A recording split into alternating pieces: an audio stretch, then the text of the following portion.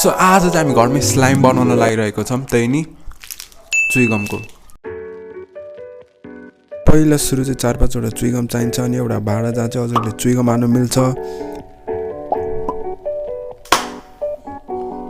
अनि त्यसपछि त्यो भाँडामा तातो पानी हाल्ने, चुइगम डुब्नेसम्म अनि 1 मिनटसम्म कुर्ने।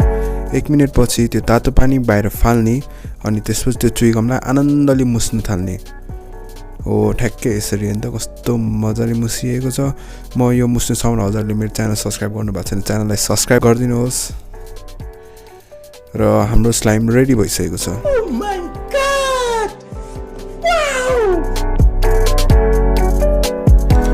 सो दिस इज हाउ हजुरले घरमै स्लाइम बनाउन सक्नुहुन्छ।